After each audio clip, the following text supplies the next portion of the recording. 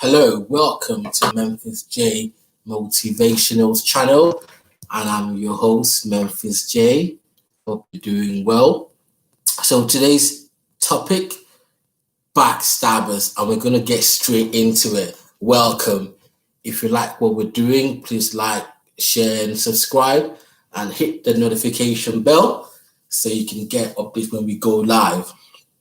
So on today's episode, Backstabbers. That's the song by OJ's from 1972 called Backstabbers.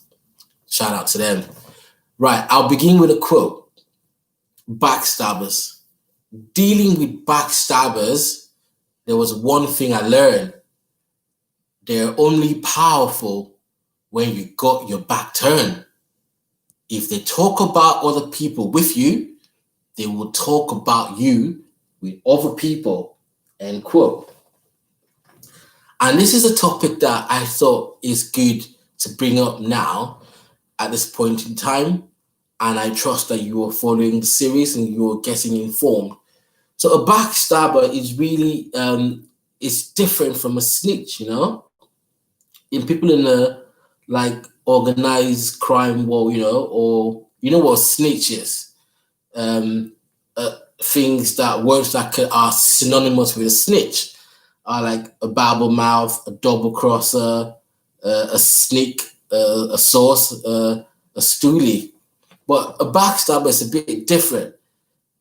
Backstabbing, if I can define a backstabber, is a traitor or a hypocrite, such as a co-worker or a friend, assumed trustworthy, but who figuratively attacks when one's back is turned.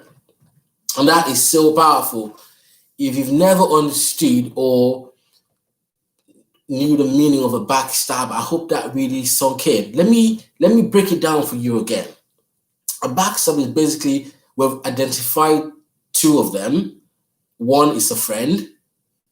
So have you got a friend? Good. So think about all your friends. And secondly, a co-worker. Have you got a job? Think about your co-workers. And it's very important that a co-worker and a friend are being identified as potential traitors, hypocrites, who can assume a sense of trustworthiness, but when you turn your back, they attack you. Have you ever had that experience before? I'm sure you have. I have loads. I know how to spot them and to identify them very quickly, and I know how to react to them.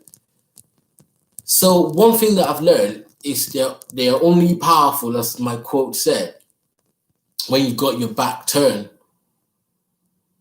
If they talk about you with you, they will talk about you with other people. People come, and that's like a gossip, comes to you and says, you know what? I know about Tina and Tony and Rachel and Richard. Look at what they did, and start telling you all these things. Instinctively, that's how you spot them. You should be thinking to yourself, if you're telling me all these things about Tina, Tony, Richard, and Rachel, of course, when you go to them, you're going to be talking about me or you as well, because they will. A leopard does not change the spot. They are who they are. But a friend and a co-worker, these are relationships. So in life is all about relationships with your family, your husband and your wife, your children, your extended family, your job, hence with your co-workers, relationship with friends, associations. So you can see life is all about relationships. But there are people who are very quick to stab you in the back, and you got to know how to watch out for them. Like the other day, so I will start like this. So you do understand that we are spirit, body, soul, okay, and mind. But the mind is our soul, free will.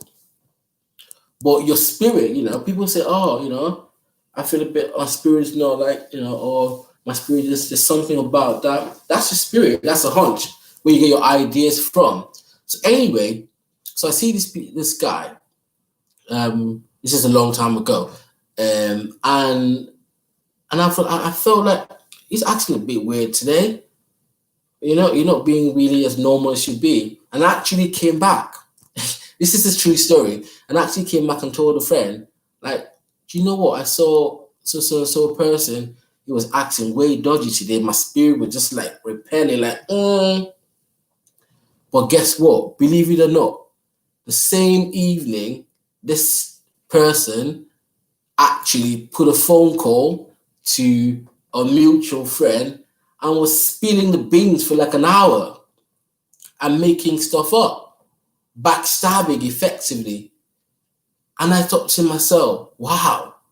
So during the course of the day, I had no inclination what was going on, but my mind, my spirit was like, why are you acting so weird? Because when they have all these schemes, though, they always got to look down. They can't look confident, and that's how you can spot them. You got to listen to your intuition. You got to listen to your mind, your gut, your spirit. It does talk to you, and it can make you understand the little things. How do you think that I felt when in the evening on the same day, within 24 hours, this person that my spirit repelled against now turned round and was backstabbing against me? But you see, I was able to spot it. So when he came back full circle, the mutual friend, I said, can you imagine what I was telling you, that he was a bit off? And that was strange. And I didn't know he was going to come and talk to you, tell all these things on a call for like an hour. They would spare no time and no expense. And again, it's usually a friend or a co-worker. So listen to your spirit, I would say. And another thing to also say is like that OJ song is very apt. I always pick music that goes with the theme, what we're talking about. The Backstabbers, all the time they want to take your place. And that's what it really is. It's born out of jealousy, a craving for what you have or who you are. And they're trying to be that. And they cannot be it. So they resort to assassinating your character. They resort to telling lies and making up things, trying to bring you down because they want to take your place. And as the song says, it's very. I think it's common equally among men and women. I wouldn't say men or women are more backstabbing in behavior or attitude. I would say split down the middle. As many men as they are, and as many females or women as they are, the backstabbers are existence. But the key thing I want you to get today, that they are usually your friends or your co-workers. People that would come to your house every day. When they come to your house, they'll be looking at your car, looking at your furniture, and getting jealous, and when they have an opportunity, they want to whisper something to you, perhaps your husband or your wife or your boyfriend or your girlfriend, and try to twist things. Or in the workplace, they want to whisper something to your boss. They want to plant seeds on the shop floor in the office. You got to be careful these days, with Zoom and the way we're communicating now. So people have easy access to communicate and make up things from literally from your own, the comfort of your own home, and come up with imaginations. But this is what you can do. So you're going to listen to your spirit. You're going to live in a way that what goes around comes around. Okay?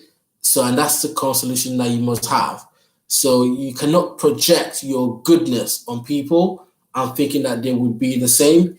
You have to be mindful. So as you move along through life, be mindful of your co-workers, be mindful of your friends, and think to yourself, what's really going on here? And listen to your spirit. And don't be one of these backstabbing people who doesn't pay. Because at the end of the day, if you smile in someone's face and behind the back trying to cause them harm, like the saying goes, the pit that you dig for someone else, you would most likely fall into yourself. It's something that you must think about. Watch this video again and watch it to the end and look at all the points that are brought up And I hope that it would help you to identify your co-workers and your friends, which of them are trying to backstab you or wish